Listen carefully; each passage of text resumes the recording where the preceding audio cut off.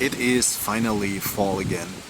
The weather is beautiful outside and it is time for another EDC update. So my EDC is kind of boring. I carry the same stuff over and over again, and the main four brands that I carry are Chris Reeve, Demco Knives, Cold Steel and Spyderco. These are in my pocket most of the time, and mixed in there is a couple of random stuff. I carry the small and the large Sebenza currently the most.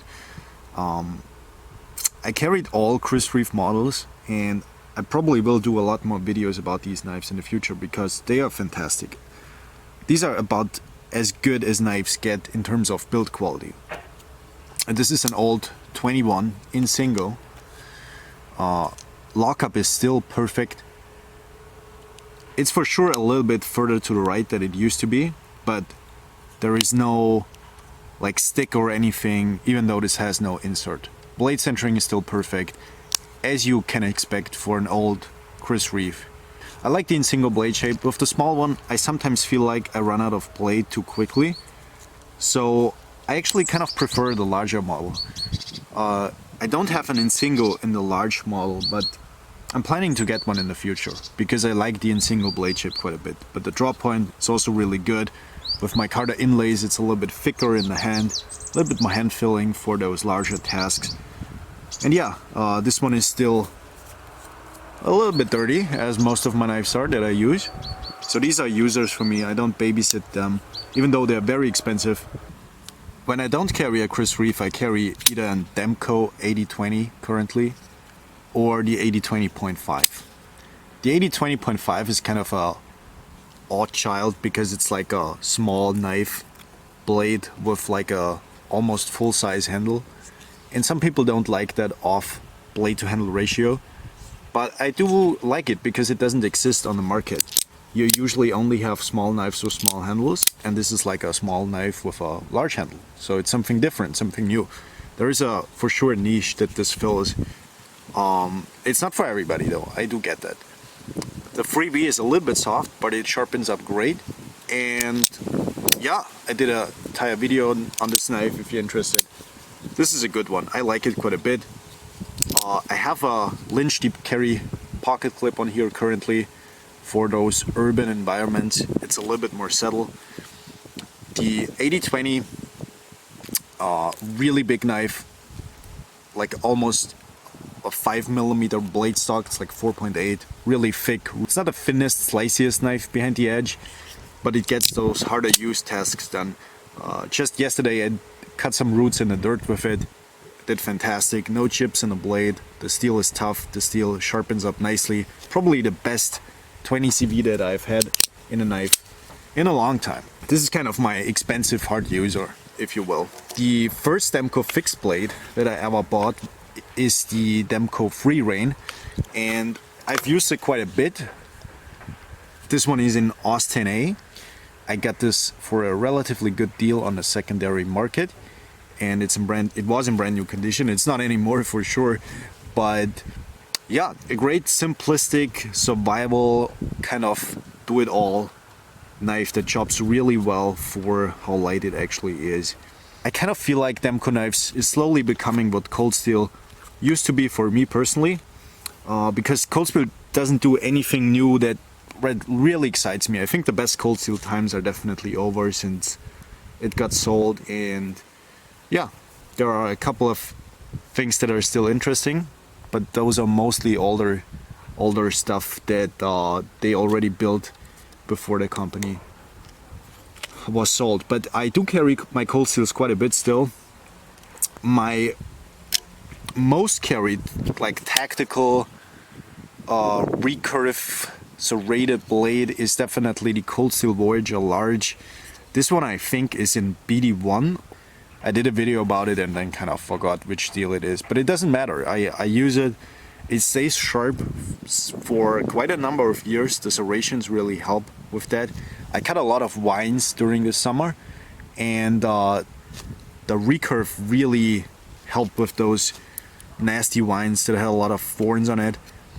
It kind of pulls things into the belly and rips things apart, It's a really nice user, but I mainly carry it for like a self-defense purpose, even though that situation almost never comes up. And that's a good thing, I guess. But I do like it. It's a menacing blade. I do like the size of the large Vaquero blade shape. Sadly, these are discontinued for a long time, but this is an old school great knife. I think it was like 70 euros back in the days. It's just a fantastic knife for the money. As most Voyagers are basically. My main work knife for the entire year has been the Cold Steel Recon. This one is also an AUS 8 old version with a partially serrated cutting edge, which I'm not sure if I like that or not. On this knife I probably don't like it as much. I would rather have a fully serrated blade or like a fully plain edge. The main reason I carry this, I work in a job where it's really dusty and dirty all the times, and I like a knife that's closed in the construction, so no like partially or fully open construction, because a lot of stuff gets in there and it gets in a pivot, and that's not great obviously. So I like the closed construction. This one is, I've talked about the Recon a lot, everybody knows the Recon. It's strong, it's big, it's probably the best or one of the best tactical folders ever made. Didn't carry this one anymore when I got my Airlight. This is my second Airlight. I had the Tanto Airlight before, didn't like it because it wasn't really slicey. Now I tried out the Drop Point because the prices also came down on these, and I think I also got it on sale, so this one was really inexpensive. Definitely a budget knife. They have it in this new color combination with like a coated blade, and this is AUS 10A and green G10. I do like the design of the Airlight. It's kind of a mid-range size knife, a little bit smaller than a Sebenza. It is thinly constructed, easy to carry. The main problem that I had with the Tanto was that the grind was too thick and it wasn't really cutting anything, and this one has the same issue. It's really thick behind the edge and doesn't really cut anything too good, which is kind of a bummer because this is an outstanding design.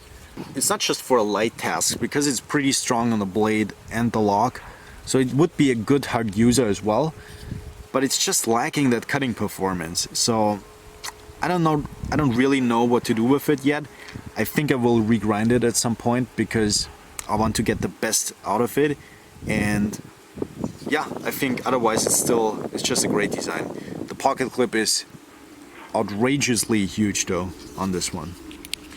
But yeah, the fourth brand that I carry almost exclusively at times is Spyderco. Spyderco is probably my favorite folding knife company. I think for what you pay for and you get, especially with the FRN CKCD models, you get the most performance. This one is a sprint run. This one is Micromelt PD1. So Cruwear is by Crucible, that make S30V and all that stuff, and Carpenter made their own version and they call it PD1, but it's basically an identical steel as far as I understand.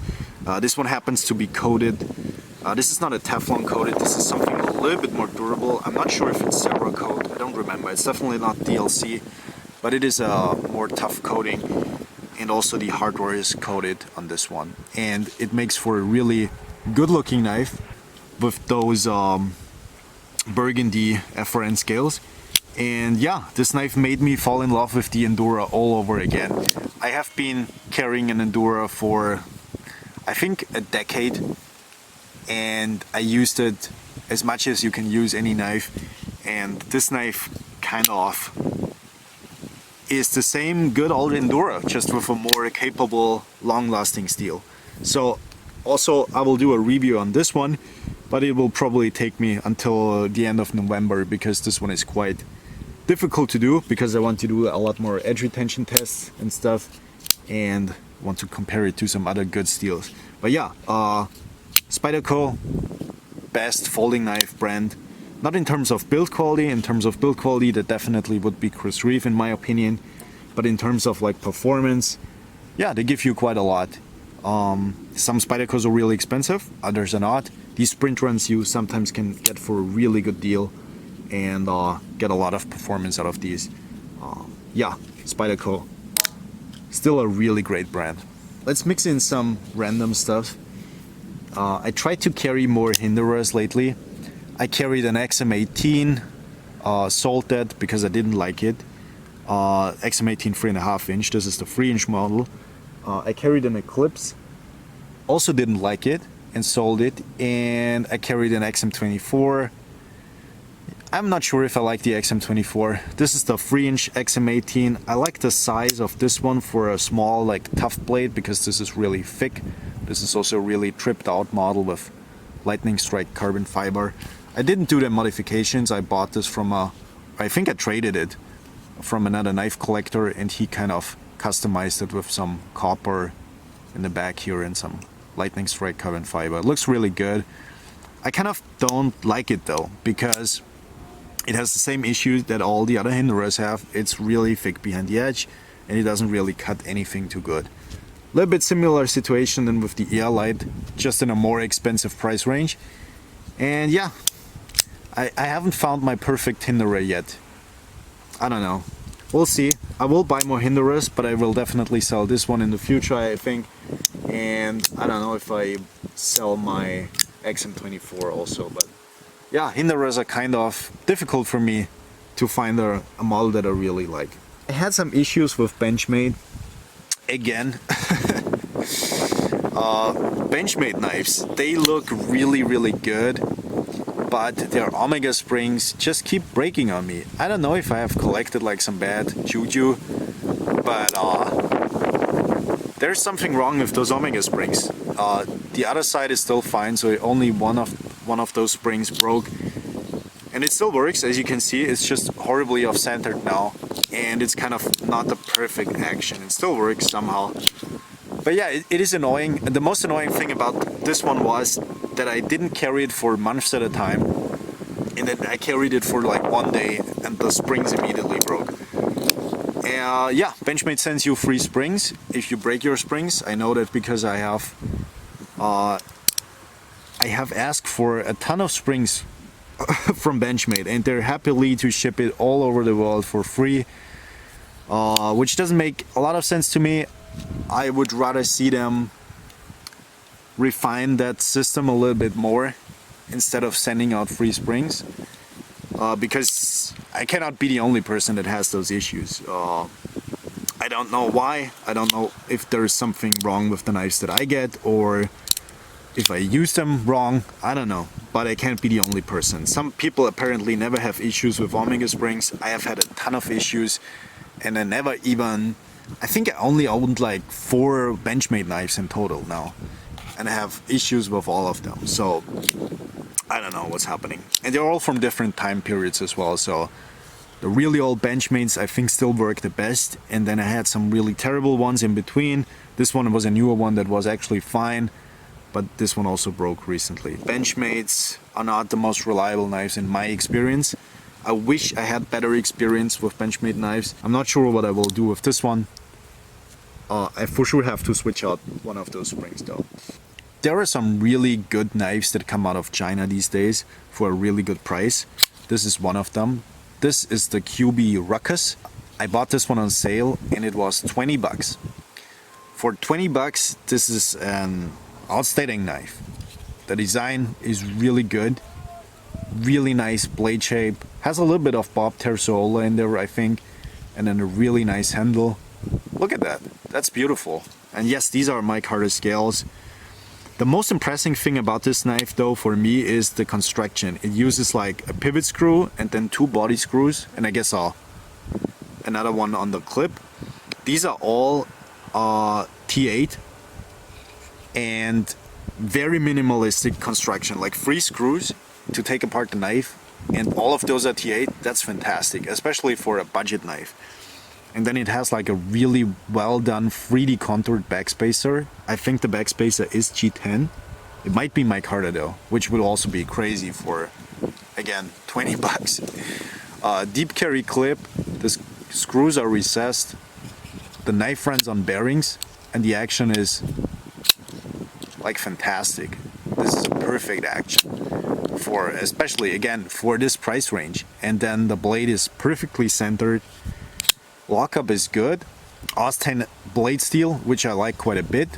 I kind of get bored of D2 budget knives, especially since they're all over the place, and especially since the heat treatment is also all over the place. So I like to see something different, and AUS-10 is something we haven't seen too much in budget knives. And we see it a lot with cold steel, but not really from other manufacturers. But I do think it's a really good steel. It's a good balanced steel. Edge retention, toughness, stainlessness, has a little bit of everything. Does nothing perfectly, but for a knife in this price range, it's really good. It's very lightweight also. I'm not sure if I need bearings in a manual knife. This might be a little bit of an overkill. I think people put too many bearings in almost too much stuff now. It's a good manual knife is still not bad by any means. But yeah, it is what it is. Outstanding budget knife by a designer called Mananas. I think he has a lot of promising designs. Might be a really good future designer. This one is definitely a great design. Yeah, just one of those many really crazy good deals that you can find now coming out of China almost exclusively, but budget knives are really good right now, and there are so many brands. Can't even list all of them. There are so many good ones. I really rarely buy Chinese knives because I like other stuff as well. But yeah, you can get really good beater knives for really affordable prices these days. And good designs as well. Good designs, good materials, all of that stuff. I carried an auto knife again, an OTF to be specific.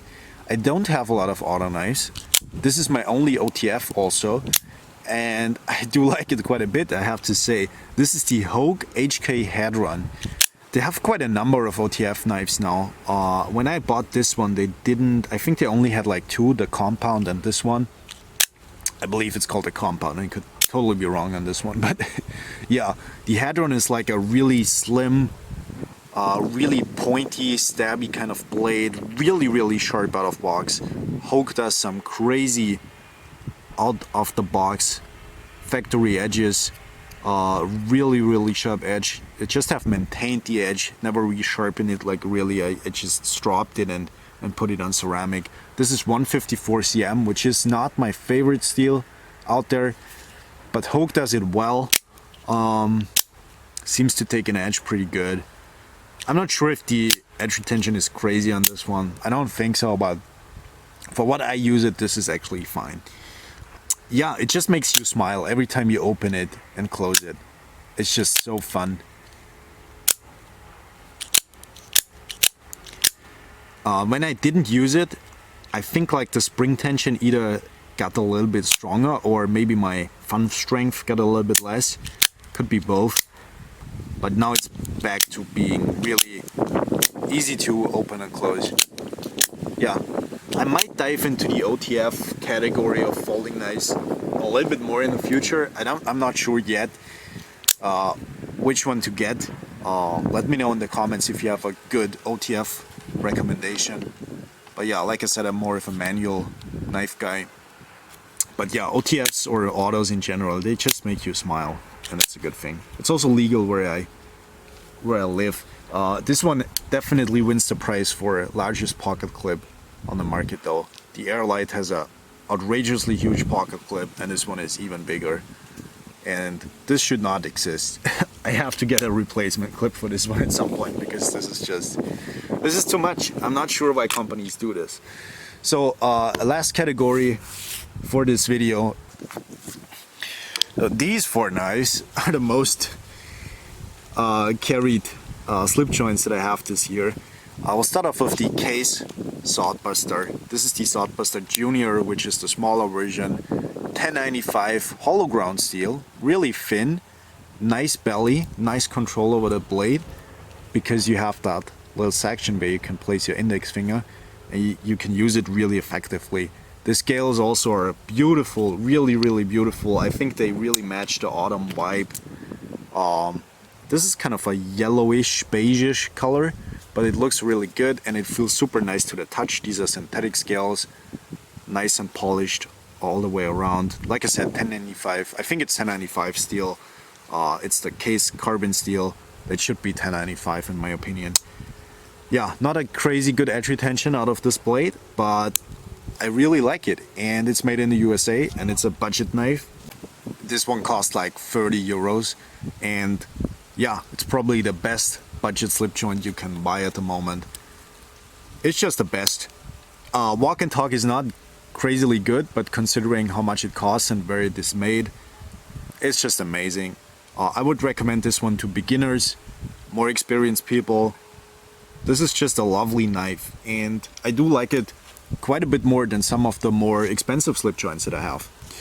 A more expensive slip joint though is the Great Eastern Cutlery number 13. This one is also called the Whip. This one is a aggressive Warncliffe, a smaller blade. I do like the smaller GECs better than the larger ones. This one has an amazing walk and talk. And it looks really beautiful. I think this one is Cocobolo. Nice reddish kind of wood with the brass. Goes really well together with that. Nice shield. Yeah, this one I have used a lot. I carried this inside my wallet because closed up it's a really compact package. And this one I carried a ton this year. Probably my most favorite GEC though, and this might be my most carried now, even though I don't have this for the longest time. This is the 44 Buffalo Jack in green linen micarta, I think, or is it canvas? It might be linen micarta. Looks really good. Has a beautiful feel to it, and this one has about the best walk and talk that I have ever experienced on any Great Eastern Cutlery, even though this is from the Titty Ute line and not their most premium line, but this one is for some reason really well made.